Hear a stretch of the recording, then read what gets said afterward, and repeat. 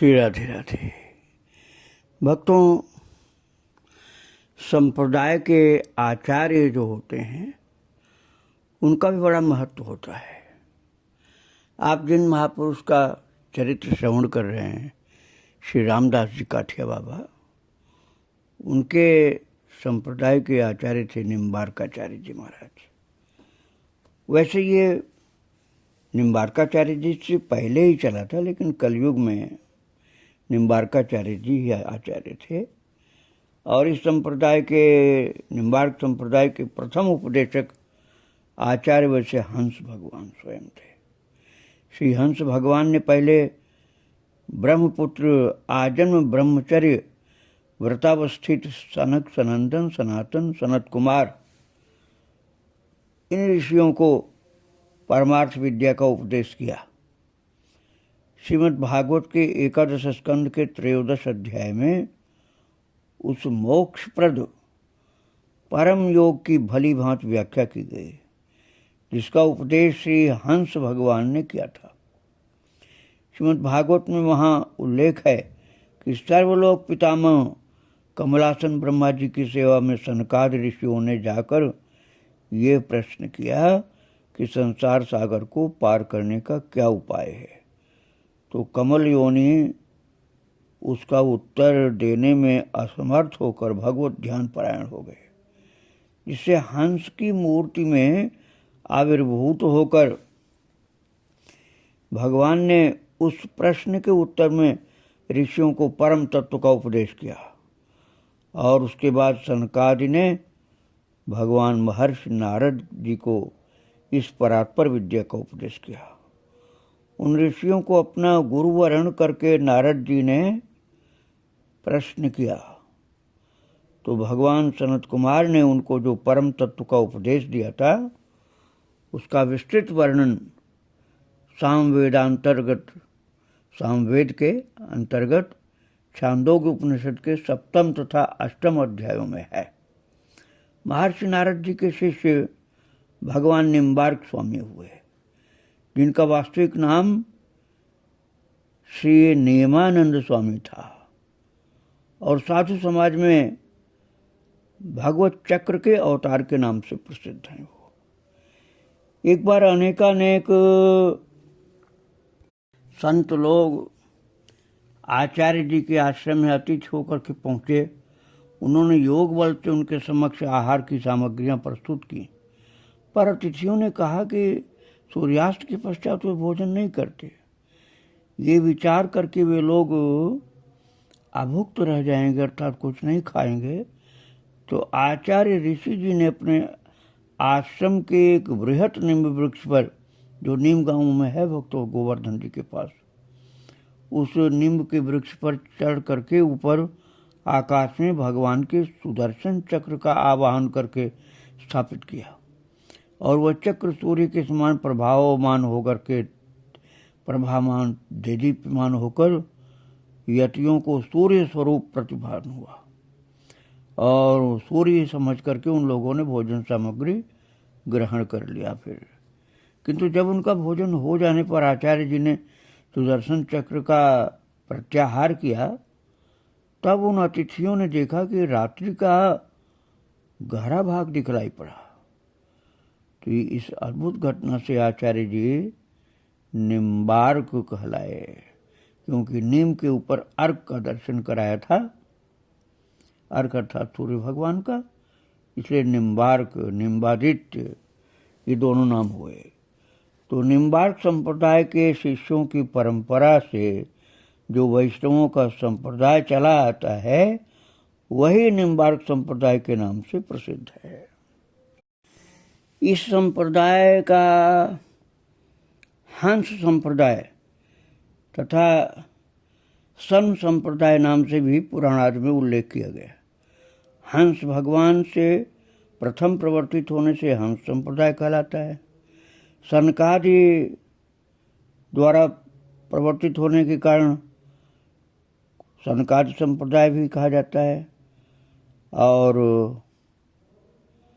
निम्बार्क जी आचार्य हुए कलयुग में, इसलिए निम्बार्काचार्य संप्रदाय कहा जाता है। और इसी संप्रदाय में श्री रामदास जी काठिया बाबा थे, जिनका चरित्र आप श्रवण कर रहे हैं। बाबा कहते थे कि चित्त निर्मल होने पर क्रम से 7 सिद्ध भूमियां एक के बाद एक प्राप्त होती हैं। इन सब सिद्ध भूमियों की बात बाबा जी महाराज प्रायः नहीं प्रकट करते थे। जब कोई अधिकारी मिलता था तभी कुछ बताते थे। संतदास जी महाराज कहते हैं कि एक दिन इन भूमियों का तत्व उनसे सुना था। उनमें से 5 भूमियों के भेद साधारण ग्रंथों में लिखे गए हैं। 5 भूमियों को अतिक्रम करने वाले पुरुष प्रत्येक युग में बहुत कम होते हैं, इसलिए 5 भूमिकाओं का वर्णन मिलता है। और इनके विषय में चिंतन करने से एक तो साधारण साधकों का साधन का अभिमान दूर हो जाता है, दूसरे कि आदर्श ध्यान में आने से साधन विषय में यत्न और निष्ठा की वृद्धि होती है। इसीलिए इसका बड़ा महत्व है भक्तों। तो प्रथम भूमिका जिसको कहें या प्रथम भूमि कहिए, वह है गुरु तीरथ अनुराग विषय विष्कर्मान, इस ही को जानो प्रथम भूमि का प्रमाण। इस भूमि के विषय में प्रत्येक संपूर्ण अनासक्त भाव और गुरु और तीर्थ में स्वाभाविक अनुराग उत्पन्न होता है। ये भाव क्षणस्थायी नहीं है। प्रथम भूमि प्राप्त साधक का ये भाव स्वभावतः चिरस्थायी होता है। और द्वितीय भूमिका होती है हम में कौन, जगत में कौन, इसका ध्यान, इसको जानो दूसरी भूमिका प्रमाण।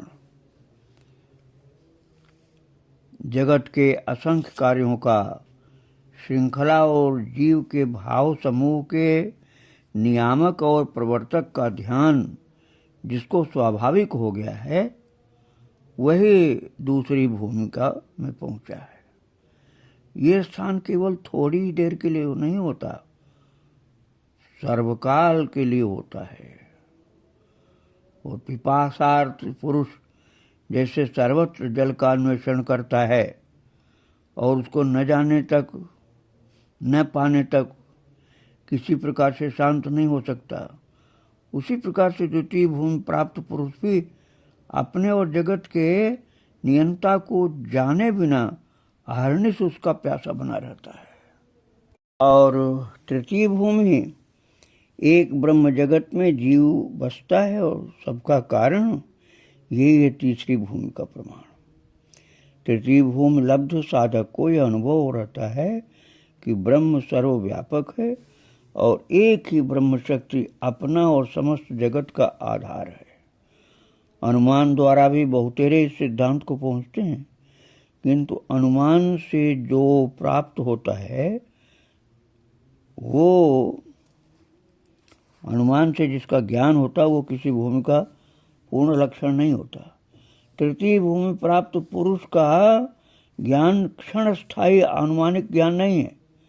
उन ज्ञानियों के चित्त जगत के सब व्यापारों को अतिक्रमण करने के कारण जगत संबंधित सिद्धियां उनके करतलगत होती हैं। और चतुर्थ भूमि सर्वत्र समदर्शन और अखंड संतोष, चौथा भूमि का प्रमाण। सर्वत्र समदर्शन और अखंड संतोष। सर्वत्र एक ब्रह्म शक्ति का कार्य हो रहा है, ये भाव चतुर्थ भूमि प्राप्त पुरुष में प्रकट होता है। इसलिए उसकी भेद बुद्धि सम्यक मिट जाती है। चतुर्थ भूमि का पुरुष जो बहुत बहुत बहुत बिरले होते हैं, बहुत कम होते हैं। सुख दुख, लाभ हानि आदि की कोई अवस्था इस भूमि प्राप्त पुरुष के संतोष में कुछ भी न्यूनता नहीं कर सकती है। और पंचम भूमि नारद भक्ति प्रेम पंचम भूमि का प्रमाण। तो पंचम भूमि में पहुंचे हुए साधक में अहेतुक प्रेम उपजता है, जो पराभक्ति नाम से प्रख्यात है। देवर्षि नारद जी भगवान के वरदान से इस प्रेममय भूमि को प्राप्त हैं। तब से भूमि नारद भूमि नाम से प्रसिद्ध है, पंचभूमि का जो। तो इस भूमिका में पहुंचने से चित्त के पूर्ण निर्मल होने के कारण साधक का अधः पतन फिर कभी संभव नहीं। इसके उपरांत और जो दो भूमियां क्रम से हैं, वे अपने आप क्रमशः साधक को प्राप्त होती हैं। इन भूमियों के स्वरूप का विशेष वर्णन करने में बाबा जी महाराज की अप्रवृत्ति का स्मरण करके संतदास जी कहते हैं, मैं षष्ठ और सप्तम भूमिका के लक्षण के वर्णन से निवृत्त हुआ, क्योंकि वो अवर्णनीय है।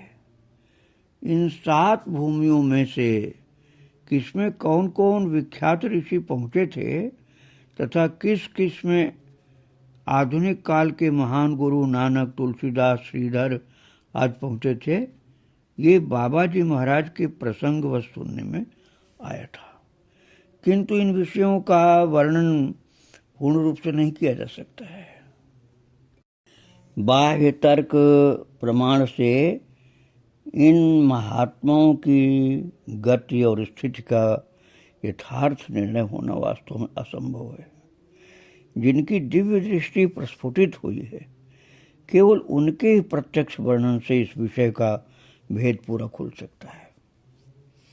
और सप्तम भूमिका प्राप्त महापुरुषों के विषय में श्री गुरु जी महाराज अर्थात काठिया बाबा जो रामदास जी थे, वो केवल इतनी ही बात कह करके पूर्ण करते थे बात को कि भगवान की लीला के अनुसार होते हैं, भगवान की लीला के अनुसार ही इनका स्वरूप होता है। और इसमें नारद जी भी आते हैं भक्तों, और इनके कर्म आदि के विषय में जीव के सर्वाधिक विचार मुश्किल है, अपूर्ण ही रहता है। विचार की सीमा के बाहर होते हैं। वे दूसरों की गतिमति का कल्याण के स्वरूप होते हैं, अर्थात उनका स्वरूप, उनका जन्म, उनका प्राकट्य भगवत कार्य के लिए और साधकों के उद्धार के लिए होता है। इसी भांति से श्री रामदास जी काठिया बाबा दिव्य लीलाएं करते करते सन 1909 तक विराजमान रहे भक्तों। मनुष्य के रूप में विराजमान थे, लेकिन वो थे महान ऋषि और अपने को छिपाए रखने के लिए प्रयास करते रहते थे। कोई कोई जान पाता, जैसे विजय कृष्ण गोस्वामी जैसे सिद्ध महापुरुष उनको पूरा जानते थे। और उसी वर्ष के कार्तिक मास के अंतिम भाग में संत दास जी महाराज जी जो कलकत्ता से आए थे, जो पहले बैरिस्टर थे, वो वृंदावन से कलकत्ता लौटने के समय उनसे विदा होने गए। तो बोले, बाबा हमारी एक बात सुनो, हमारे शरीर का इस समय कोई ठिकाना नहीं कहा जा सकता है। कब क्या होगा, तुमको तार भेजा जाएगा और तार पहुंचने पर या तो तुम तुरंत यहाँ आ जाना और नहीं तो देरी हो जाएगी। उनकी इस बात को सुनकर के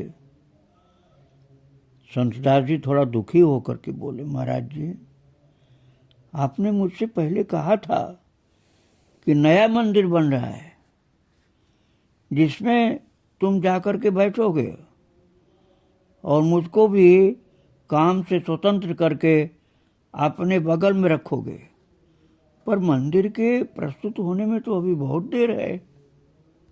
संतदास काठिया बाबा ने अपने गुरुदेव से कहा कि अभी आपकी वो बात कार्य में परिणित नहीं हुई महाराज जी, तो अभी आप कैसे शरीर को छोड़ सकते हैं? आप ये सब पहले की बात जो बोले क्या मिथ्या हो जाएगी? तो इस पर बाबा जी बोले, नहीं, मेरी बात कभी मिथ्या नहीं हो सकती है, पर मेरी इस बात को भी जो अभी हमने कहा तुम मत भूलना। इस प्रकार से संतदास काठिया बाबा, जो उनके रामदास जी महाराज के जो शिष्य थे, बाबा से अर्थात गुरुदेव से बातें करके तब कलकत्ता के लिए प्रस्थान किए। और बाबा जी महाराज का शरीर उस समय स्वाभाविक ही था, कुछ गड़बड़ी नहीं थी उसमें। और जब ये कलकत्ता पहुँचे हैं तो लगभग 2 महीना बीता था, तो समाचार मिला कि बाबा जी महाराज ने शरीर त्याग दिया। और उसी दिन जो गाड़ी सबसे तीव्र ट्रेन होती थी, उससे वृंदावन की यात्रा शुरू कर दिया उन्होंने। चल पड़े वो कलकत्ता से, और आकर के देखा कि आश्रम की गऊ की आंखों से आंसू बह रहे थे। तो संत दास जी ने जाना कि बाबा जी महाराज के अंतर्धान होने के पश्चात से ये बताया गया उनको कि आंखों, ये गायों की आंखों से आंसू गिर रही है। और भी देखा कि मंदिर में विराजमान श्री राधा कृष्ण जो विराजमान है, उनमें से राधा रानी के नेत्र से आंसू धीरे धीरे झड़ रहे थे। आंसू टपकती हुई और बहती हुई दिखलाई पड़ रही थी राधा रानी के नेत्रों से। दोनों ठाकुरों के विग्रह के मुख की कांति मलिन हो गई थी, अर्थात राधा कृष्ण भगवान मंदिर में एकदम मलिन मुख हो गए थे। आश्रम सर्वथा श्रीहीन दिखलाई पड़ रहा था। और बताया गया संत दास जी को कि बाबा जी एकदम स्वस्थ थे आखिरी दिन तक। केवल अपराह्न में नियमित समय पर वे उस दिन शौच नहीं गए। अर्धरात्रि के पश्चात उन्होंने अपने कमरे में सोए हुए साधु स्वभाव रामफल नामक एक सेवक को बुलाकर जल पिया और उससे कहा, रामफल ले भाई, तेरे हाथ का जल भी अब पी लिया मैंने, अब तू सो जा और हम अब जाएंगे। रामफल उनकी इस बात का ठीक अर्थ उस समय नहीं निकाल पाया कि तू सो जा अब हम जाएंगे, ये बात समझ नहीं सका वो, इसलिए वो सो गया। और उसके कुछ देर के पश्चात काशीराम नामक एक ब्रजवासी जो था ब्राह्मण और आशीराम नामक एक साधु, दोनों ने अचानक जाग करके देखा कि आश्रम का समस्त स्थान एक बृहत ज्योति से परिपूर्ण है। इस सन 1909 की बात है भक्तों। उस समय बिजली नहीं थी, बिना बिजली के ही प्रकाश पूरे आश्रम में हो रहा था। और ये देख करके उन दोनों ने विस्मित होकर के बाबा जी महाराज के कमरे में भाग करके प्रवेश किया। तो वे अपने आसन पर निष्पन्न भाव से बैठे हुए थे। उनका निश्वास प्रश्वास लेकिन बंद हो गया था, किंतु बिल्कुल स्थिर बैठे हुए थे और प्रकाश छाया हुआ था सर्वत्र। अब से 116 वर्ष पहले की बात है भक्तों। उस समय वृंदावन में बिजली नहीं थी। बिना बिजली के बाबा के कमरे में प्रकाश था। कोई भी किसी प्रकार का दीपक भी नहीं जल रहा था, फिर भी बाबा के कमरे में प्रकाश था। और कुछ दिव्यता ऐसी थी कि ऐसा प्रकाश इन दोनों सेवकों ने कभी देखा नहीं था। और बाबा बैठे हुए दिखलाई पड़ रहे थे, एकदम साफ दिख रहे थे बाबा बैठे हुए, अंधेरा नहीं दिख रहा था। और उनकी श्वास निश्वास प्रश्वास बंद थी। तब उन दोनों ने उनके शरीर को छू कर देखा। समस्त शरीर हिमवत शीतल था, केवल ब्रह्मरंध्र उष्ण था, अर्थात सिर का ऊपरी भाग गर्म था और पूरा शरीर ठंडा था।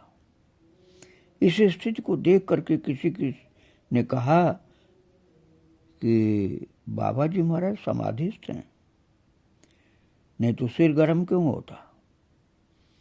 और कोई कहने लगे कि नहीं, शरीर छोड़ दिया बाबा ने। जो कुछ देर पश्चात देखा गया कि ब्रह्मरंध्र जो गर्म था उसकी भी गर्मी चली गई और ब्रजवासियों ने मिलकर के धूमधाम से फिर भगवान के नाम का उच्चारण करते हुए यमुना जी के तट पर ले जाकर के अंतिम संस्कार शरीर की गति की। और संतदास जी काठिया बाबा आश्रम में पहुंच करके इन घटनाओं को सुन करके यमुना जी की तरफ भागे और जाकर के देखा यमुना जी ने अपने कलेवर को विस्तृत करके श्री बाबा जी महाराज के स्मशान स्थान को गर्भस्थ कर लिया, अर्थात वहां जल आ गया। यमुना जी का जल बढ़ गया उसी समय और सब कुछ अवशेष जो था वो यमुना जी बहा ले गए। जल में से मुश्किल से कुछ अस्थियां मिल पाई संतदास जी को और उनको आश्रम में स्थापित किया और नूतन मंदिर की प्रतिष्ठा के समय वहां से उस अस्थि को ले जा करके उस मंदिर में भवन के एक स्थान में रखा। स्थानीय प्रथा के अनुसार 13वें दिन आश्रम में श्री बाबा जी महाराज के नाम का भंडारा किया गया। उस दिन से आश्रमस्थ श्री राधिका रानी के नेत्र से बहती हुई अश्रुधारा बंद हुई, अर्थात जब भंडारा हुआ तब राधा रानी की आंखों से आंसू गिरती हुई बंद हुई। जिस दिन शरीर पूरा हुआ उसके पहले से ही आंसू गिरना शुरू हो गया था और जो मलिन भाव राधा कृष्ण के मुखारबिंद पर आ गया था वो मलिनता भी अदृश्य हो गई और जो नेत्र राधा रानी का था ना श्री विग्रह का, वो लगातार आंसू गिरते रहने से सफेद हो गया था। कालिमा उसकी श्यामता समाप्त हो गई थी, तो फिर दूसरे नेत्र लगाने की आवश्यकता पड़ गई। बाध्य हो गए लोग, अच्छा नहीं लगता था दर्शन, इसलिए दूसरा नेत्र लगाया गया। वास्तव में श्री बाबा जी महाराज की मनुष्य लीला के घटनाओं को पूरा पूरा कोई समझ नहीं सकता है, क्योंकि सब छिपा के रखते थे वो। संतदास जी कहते हैं कि जब मैं कलकत्ता गया था वृंदावन धाम से, तो बाबा ने उस समय उसको संकेत से सब बता दिया था, लेकिन उनके संकेतों को भी पूरा पूरा मैं नहीं समझ सका था। और जब मैं लौट करके आया वृंदावन,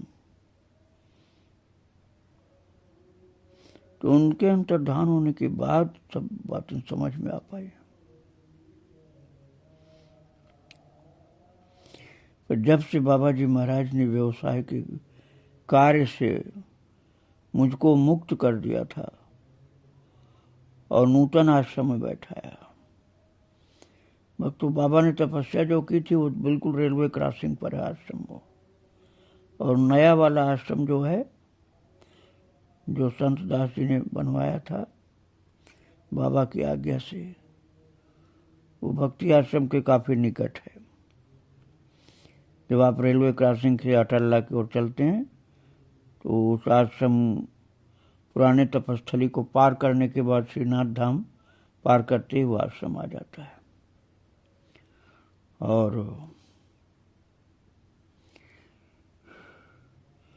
संतदास जी महाराज सेवा में तो बहुत रहे, लेकिन आखिरी टाइम बाबा ने उनको अपने पास नहीं रखा था, इसका दुख उनको होता था। वो कहते हैं कि उनकी मृत्यु नहीं हुई, उन्होंने शरीर त्यागा था। बाबा के शरीर की मृत्यु नहीं हुई, उन्होंने योग बल से शरीर को त्यागा था। बैठे बैठे शरीर छोड़ा था और शरीर ठंडा था लेकिन सिर गर्म था। उसके बाद वो प्रस्थान किए थे। ऐसे ब्रह्मज्ञानी पुरुष अमर होते हैं। वो शरीर छोड़ने के बाद भी जहाँ चाहते हैं वहाँ प्रकट हो जाते हैं। जब जिसके ऊपर कृपा करते हैं, देह त्याग के बाद भी वो दर्शन देते हैं महाराज। उनकी अनंत महिमा का वर्णन असंभव है। आज उनके वियोग की घड़ी में हो,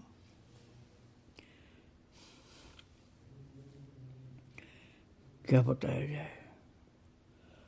बारंबार प्रणाम है उनके श्री चरणों में। उनकी अनंत महिमा उनके संप्रदाय के लोगों के ऊपर आज भी आशीर्वाद दे रही है। उनके अनुयायी, उनके भक्त, उनके शिष्य, श्रद्धावान अनुगामी लोग, अनुयायी लोग उनका आशीर्वाद प्राप्त करते हैं। वो एक अलौकिक उच्च कोटि के सिद्ध पुरुष थे, लेकिन अपना गोपन करके रखते थे। कुछ कुछ लोग जान पाए उनकी महिमा को। बारंबार दंडोत है महाराज जी, हम सभी के ऊपर अपनी कृपा दृष्टि डालिए। श्री राधे राधे, जय श्री राधे। इनके चरित्र को इनके आराध्य भगवान श्री राधा कृष्ण के चरणों में अर्पण कर रहा हूँ। वृंदावन बिहारी लाल की जय, राधा रानी की।